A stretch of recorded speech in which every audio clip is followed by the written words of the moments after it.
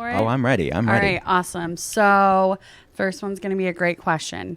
With all of the buzz that is currently surrounding Jada Pinkett Smith and what went down at the Oscars, can you discuss really what an alopecia diagnosis looks like and what the autoimmune connection is there?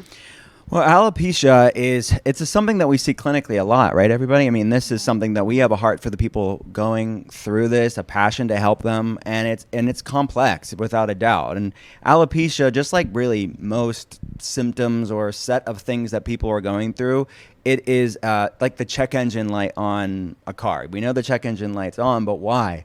So when people, and like what happened at the Oscars was completely unfortunate. Like that aside, that was really just a sad night and a sad thing that happened.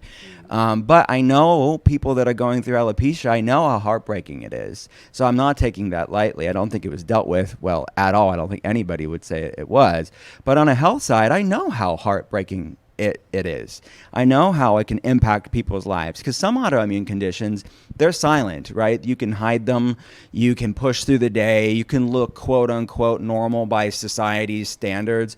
Alopecia, it's more obvious. Things that are on your head, things that are impacting your hair, things that are impacting your skin, things that are very visible, it is very emotionally charged. So I hear it. I mean, we've seen it for the past 12 plus years when we're talking about these things. It's very, very raw as far as the story and the journey that people have to go through that are struggling with alopecia and things like it. Look, there are many different types of alopecia.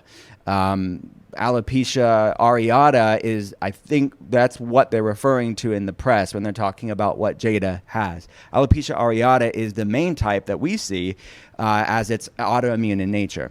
And it can happen in patches. I don't know her type of case. It seems like that's the issue there. But there's different types of alopecia where you can lose all your hair and your eyebrows and eyelashes as well. That can be autoimmune. Different medications can trigger it. Viruses can trigger it. Trauma can trigger it. Just like any other autoimmune condition. Different things can trigger it in certain people. And then you have the androgenic alopecia, which is not known to be autoimmune. That's the male pattern baldness, women that are losing hair because of mainly DHT, which is another thing that we're measuring in labs too. So that's the second most common type of alopecia that we see clinically.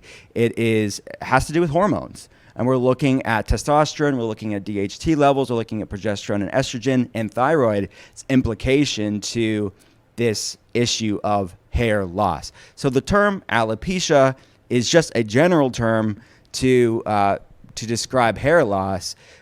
But sometimes what people are referring to as alopecia areata, they're just shortening it to alopecia.